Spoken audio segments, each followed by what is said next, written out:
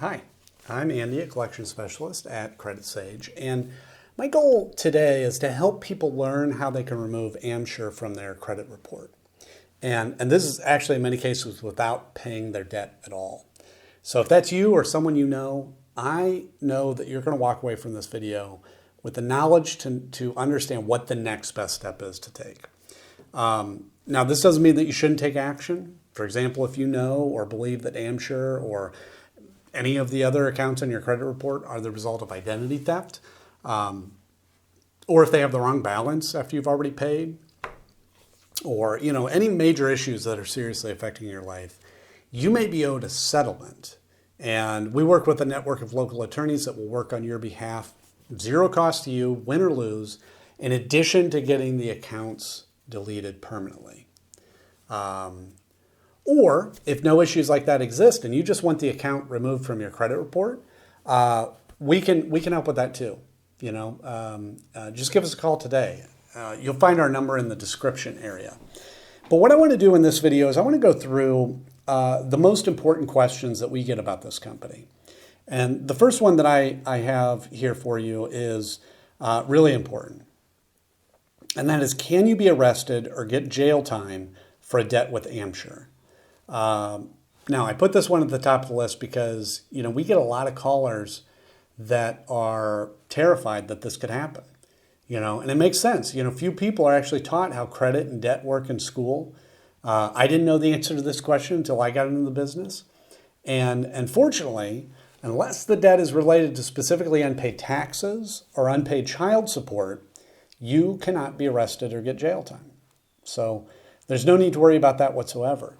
The amount of the debt, that doesn't matter either.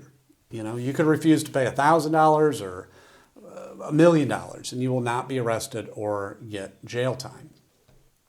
So now who is AmSher and why are they on your credit report? So they're referred to as a debt collector or credit collection agency, and they buy debts, unpaid accounts like credit cards, for example, often for very cheap. And then they try to collect the full amount, okay? Here's an example.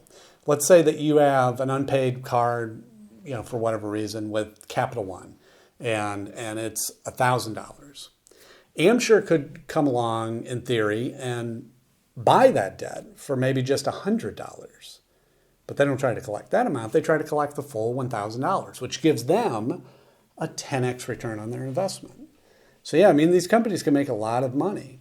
And actually damaging your credit score by reporting the debt to your credit report is, the primary strategy they have to get you to pay.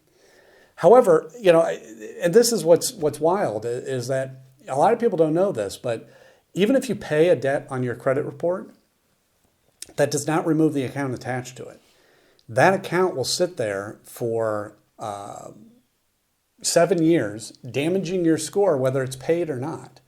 So yeah, a lot of times, paying your debt isn't in your best interest and could just be a waste of money. Now, in rare cases, paying the debt can even hurt your score. But in addition to credit reporting, they may send scary letters, they may call a lot, they may even call your family members and colleagues. But if a collector has ever threatened you or harassed you during non-business hours, you, again, may be owed a lawsuit. So that's another case that you want to give us a call so we can connect you with a local specialist that will take action quickly. So let's move on here. So next question is, should you negotiate a settlement with AmSher?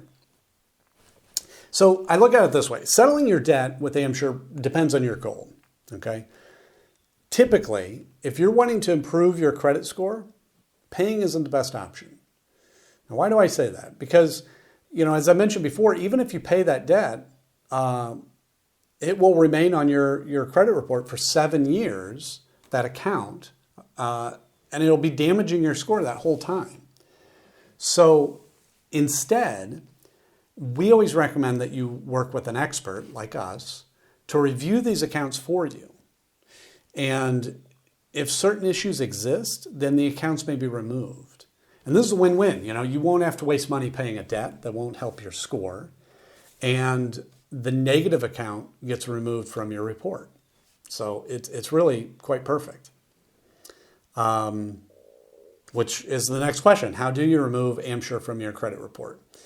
So it works like this. The Fair Credit Reporting Act gives every person the power to challenge information on their report. Now, I will say that the knowledge required to do this is more involved than it might seem. That's not to say that you shouldn't learn how to do it, but be prepared to spend weeks, maybe months, learning how to do it properly.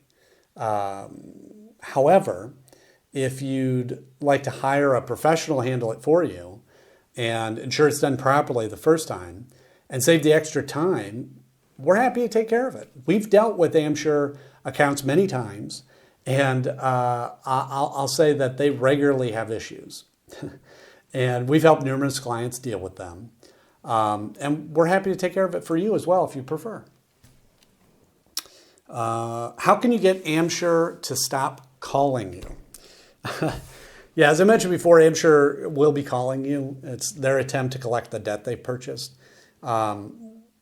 which really just means that the only reason they'll stop calling you is if you settle your debt with them, or you work with a company like ours to potentially have them removed from your report altogether. Will AmSher try suing or garnishing my wages? Yeah, I would say AmSher suing is unlikely. I mean, it can happen. It does happen on occasion, but to me, it's very rare because there's just a lot of laws around how long they can sue for, what they can do if they win, and it's a long process. However, if we're able to find certain issues with the account, they won't be able to collect it all, which is another benefit of using an expert. What are my rights when dealing with AmSher? So this is great. You have the right to dispute any of your debt that AmSher has purchased, right? AmSher is governed by the Fair Debt Collection Practices Act, or FDCPA. And as I mentioned before, the Fair Credit Reporting Act, or FCRA. Now, these acts can seem very complicated, but really they provide a great deal of power to the consumer if you know how to use it properly. Now, if you don't have time to research these acts, that's not a problem. That's what we're here for. You can give us a call today. We can discuss your options. And again, you'll find our number in the description area below. And that's all I have for today. Thanks so much.